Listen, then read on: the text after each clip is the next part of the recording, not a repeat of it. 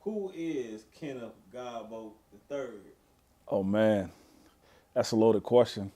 I mean, if I was to ask that several years ago, I probably would have to tell you I didn't really know who that person was. But now, man, I'm just a dude that's passionate about teaching the minority community about mental health, about how to overcome their battles, how to overcome their trauma, to be able to live a healthy lifestyle. And so I think I had gone through so much in my life. I had faced so many trials and so many battles. I didn't know how to get through. And so Kenneth Godbolt III years ago was just a reckless mess. Kenneth Godbolt III today is a dude that learned how to tackle his mental health head on, has learned how to not think about what people think of him, but be able to live his life based on the purpose that God has given him and being able to impact people any way, shape, or form that I can, man. So that's me today. So 2020 has been a crazy year. Right, It's been a lot of deaths, a lot of job losses, a lot. The divorce rate went up. right. So how is Kenneth Godbolt dealing with 2020? Man, 2020's been uh, a trying good year for me, I would say. Uh, in February, I made a jump to go full time speaking, had my schedule booked up uh, through the summer, and all of a sudden, March comes, COVID shut everything down. So no speaking, no traveling, no doing none of that. Most of my speakings in schools, youth camps, colleges, and things like that. So I wasn't going to be able to travel. And at that point, I had to figure out what I was going to do. I was questioning if I made the right decision, if I made the right jump. But I knew I did. And so I figured out ways to make income and supplement my income throughout that time. Fast forward to like June 29th, uh, my brother-in-law called me and was like, hey man, we barbecuing, come over to the crib. I'm like, man, food, I'm there. And so when I got to their house, my niece was jumping on a trampoline, so I decided to get on a trampoline with her. I forgot I was 37. So ended up jumping on a trampoline. She dared me to do a front flip. Um, so I attempted to do a front flip, ended up tearing both of my patella tendons. Wow. Oh yeah, man. So I ended up in the hospital for 5.5 weeks. Um, Being in the hospital was pretty crazy. I wasn't able to see my girls. I talked to them on FaceTime, but you know that tangible feeling that you have when you got that solid relationship with your kids, man. I was missing that. I couldn't have visitors uh, because they was just so strict with everything. And then even in the midst of being in the hospital, most of the facilities they didn't have two people to a room. So one of the facilities that they wanted me to go to, which would give me the rehab after not being weight bearing for 5.5 weeks, um, they wouldn't take my insurance, and so it wasn't going to be a cash payment. Now I had the income coming in to be able to make the cash payment, but I wouldn't have the money to uh, make sure all my bills and everything was covered. So me Right. and my buddies got to talking. They was like, "Yo, you do so much for other people. Let's do a GoFundMe." I was like, "Okay, cool." Um, and as soon as that GoFundMe went out, within an hour, there was a lot of backlash, and I couldn't defend myself. I couldn't speak on it, nothing like that. And I just remember being in my bed crying, and because I'm not mobile, you know what I mean? There's nothing I could do, Right. and I'm like, man, what am I gonna do? And just really feeling like in that moment, God was like testing me. You know, are you gonna scoop down to other people's level? Or are you gonna trust me? And then I remember that night saying, man, you've been guiding me so far through this. I trust you. And so out of that trust, and the next day, the lady comes down and she's like, hey, just so happened the bed opened up downstairs. You good as far as financial needs and things like that? Like, we got you taken care of. And so that blessing happened just right there in that moment. And so instead of being reactive to situations, in that moment, I learned how to not react, but put my trust in him. And it's been funny because throughout that process, I'm just watching him vindicate the whole situation. You know what I mean? Um, Fast forward, I come home, I'm in rehab. My insurance won't cover my rehab. And so again, another blessing happened for me to be able to go to rehab 3 days a week. And in the middle of rehab, I ended up getting COVID. And so Wow. because I have asthma, it was pretty bad for me. And I ended up having to spend 10 days in the hospital. The first 3 days was pretty scary. My oxygen levels was dropping, and it took me about 30 days to recover from that too, man. So it was a lot of blessings in 2020 because I've learned how to push through adversity. I learned that, I used to always think that just because you're doing good, like nothing's gonna happen around you. Right. And I found that not to be true. See. Like even in the midst of all the craziness, like good things were still happening. And so when you got a dream and you got a vision, you got to push. And so all the stuff that I've gone through this year, man, like it's only added more to my passion and my desire to see people get their lives right, man. So 2020 taught me a lot of lessons.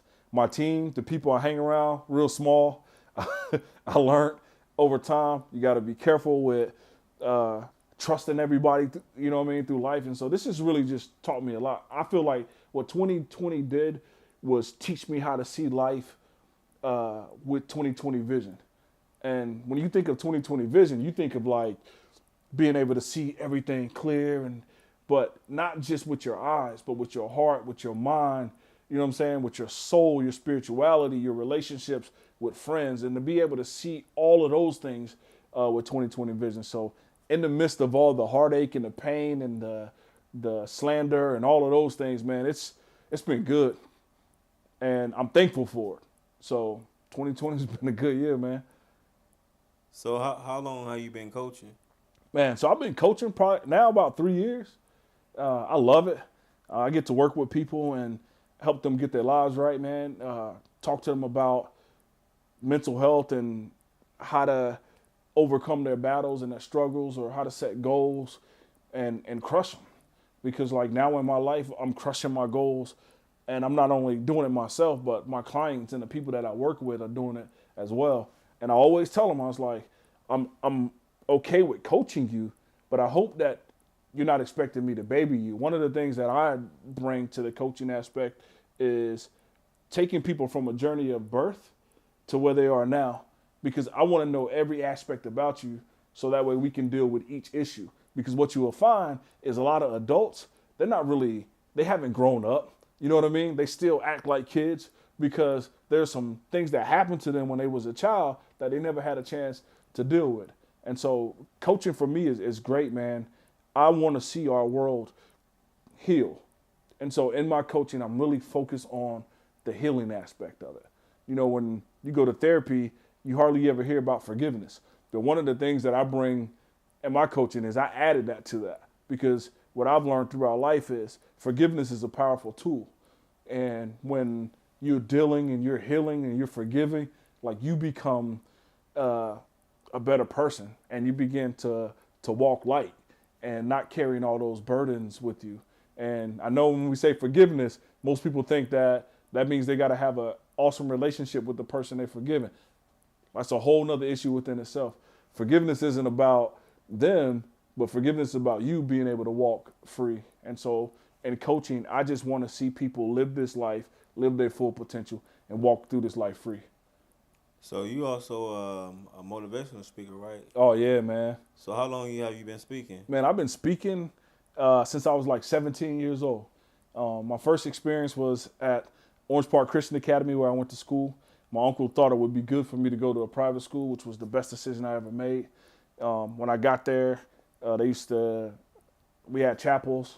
And so I asked one of the pastors there if I could speak in chapel one day. They gave me a mic, and I was able to, share my story. And when I got done talking, everybody was at the altar praying for each other and stuff like that. And so after that moment, my love for sports and things, like, it went away.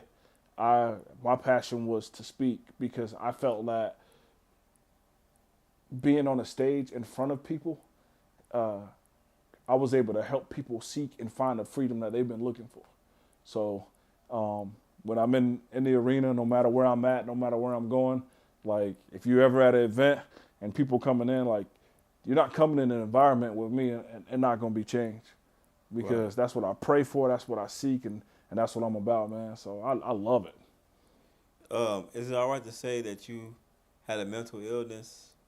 Oh yeah, Okay, like we talk about your passion about mental health, yeah. what's your personal story with the mental health issue you had? Oh man, yeah. So um, I am like I have PTSD. Um, I was diagnosed with PTSD when I was about like 28. So I had went through my whole entire life battling post-traumatic stress disorder without a diagnosis. And so my journey started when I was about 5 years old. Um, my mom dated a lot of guys, and someone wasn't so good, and they used to beat her, and I used to have to watch, and just things like that really messed my head up. Seeing family members addicted to drugs and being in poverty and seeing the violence and all of that really scarred me to my core. And then some of the stuff that happened to me personally. And so my mental illness journey started about 8 years old. That was the first time I ever thought about suicide. And I remember telling my family I was going to jump in front of a train. And instead of getting me help, they laughed at me. And so, Wow. yeah. And in that journey, I would go to school, and while I'm sitting in class, and this is at a young age, like I'm having flashbacks of all of the stuff that was happening in my house. And so I wasn't really a good student because of all the trauma and the things that I had experienced as a kid. Um, Fast forward to about 15 years old, I was just tired, man. I was exhausted. I was constantly battling my own demons, constantly battling my own internal battles, and I took a loaded gun, put it to my head, squeezed the trigger, nothing happened. And I remember walking and telling my homie, I said, "Hey, I don't even know how to kill myself right." Like, you know what I mean? And I'm thankful that the gun jammed up, but that didn't stop my journey of battling because I never went through a healing process. But I was always afraid to talk to someone because when I was in third grade, we had a counselor come in and she talked about, if you've been around domestic abuse, if your parents are on drugs, if you face sexual abuse and all of those things, then you should come talk to her because you shouldn't have to go through that stuff as a kid. Well, everything she named on that list, I had experienced. And so that day, I was like, I don't know what to do because being from the hood, you taught to be quiet. Like you don't talk about like what goes on in your house. You don't share the negative things or the bad things that happen to you. I always looked at it like people can hurt you, they can crush you, they can do all of those things to you, but you can't speak on that healing process and seek a freedom that you need to be able to get through that. But anyways, I ended up sharing with her, and she ended up calling my grandmother and reporting what I had told her. And so I got home that day. My grandmother I was on punishment, so I had to go to the room. And about an hour later, my uncle came home, and she had shared with him like what I said, and he came in the room, and I got the worst whooping of my life. And so growing up at a young age, I had learned no matter what you go through, no matter what you face, you just have to internalize it. And so I spent a lot of time internalizing everything, the death of my grandmother, the death of one of my close friends, everything I just kept inside. I never talked about it. So fast forward, I get to this private school, and they start talking about like Jesus and what he can do to you and what he can do for you. And I was like, man, I need that. I went there and I wanted that healing process. But I mean, church was good, but it still wasn't what I needed to heal. I needed that plus something else. And so I ended up going to school, took a job as a youth pastor, went through a real crisis situation, and ended up finally getting to the point where I realized that nothing was going to change. And so I remember popping those pills and thinking that everything was going to be okay. I was just going to die. But after I popped the pills, I hopped in my car and I was driving and I threw up. And again, that moment, man, you can't even kill yourself, right? Popped in my mind. Right. And I remember saying to myself, I don't want to die. I want the pain to die. Right. And so that day I started that journey of how do you begin to heal the pain inside, and how do you begin to deal with the battle of PTSD and depression and anxiety and being able to heal from those things to be able to live your dream. Like I've always had the dream and I've had a glimpse of what that dream will look like. But I'll be honest, like my PTSD was undiagnosed and it wasn't dealt with. And that's the thing that kept me away from being able to be at the place where I am now. Like, you know what I'm saying? Like after dealing with my stuff and healing from my stuff Right. and my coaching, I get to help people. And that's why, I'm so passionate about it because I understand what it's like. It's not fun. It hurts. It sucks. And then you live in this world where they got this stigma. And so especially I'm a man, I'm a black man, right? I don't want to talk about that. Men in general don't want to talk about that. Right. But you got so many men out here hurting and afraid to get help because everybody told them they got to be tough, they got to be strong. But if you seeking help makes you weak, then I don't know what in this world you seeking. Your quest to seek help is what makes you strong and what makes you become a better person, man. So my passion comes from my struggles and knowing that I'm no longer suicidal, bro. I don't battle with my mental health issues. I own them now.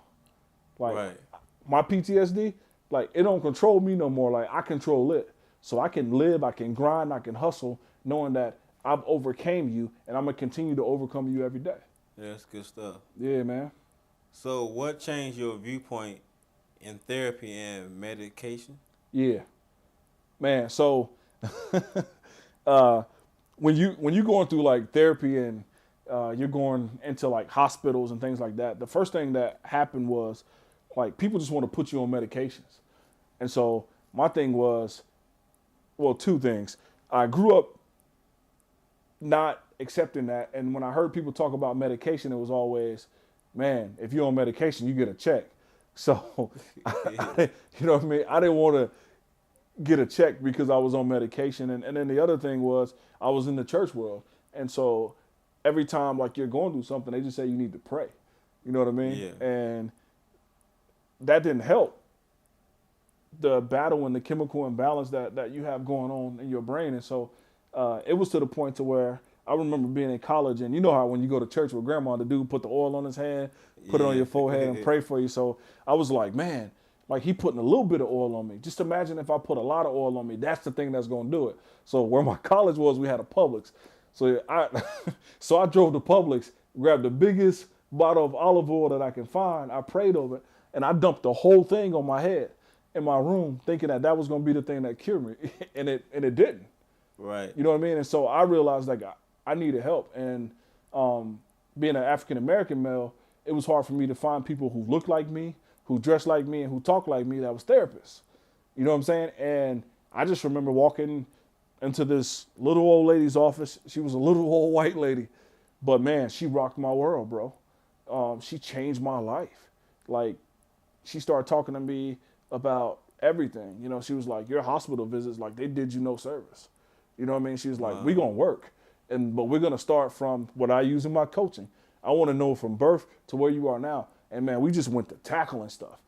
I cried. I laughed. I would fall asleep after I got done. Like, it was physically exhausting.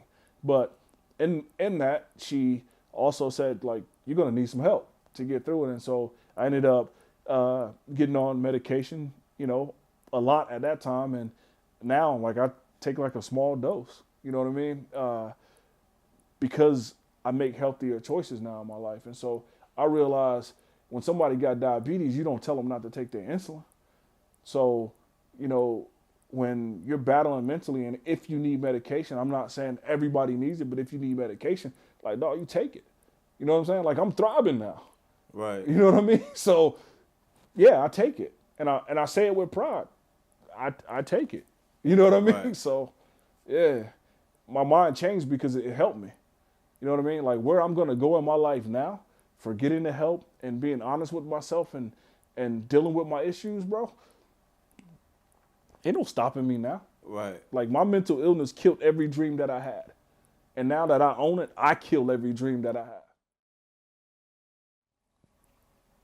So after listening to your story, man, Yeah. and you talk, it was a long journey Oh, yeah.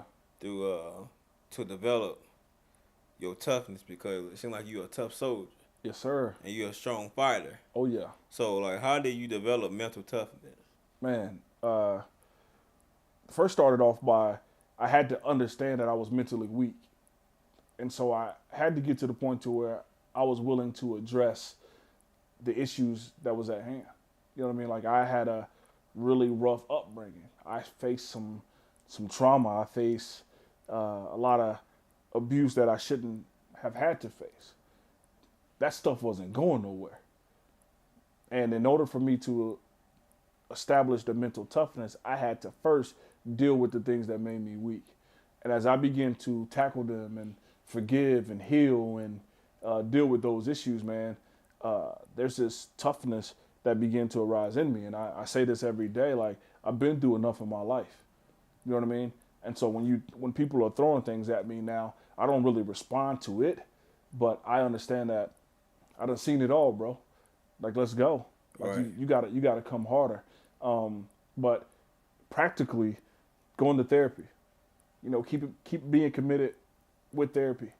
Surrounding myself with people that genuinely cared about me and wasn't out to just get something from me. And then also silencing the noise. You know, people gonna make a lot of noise everywhere you go. They gonna talk about you. They gonna throw your name in the mud. They gonna try to do everything they can to get you off your rocker.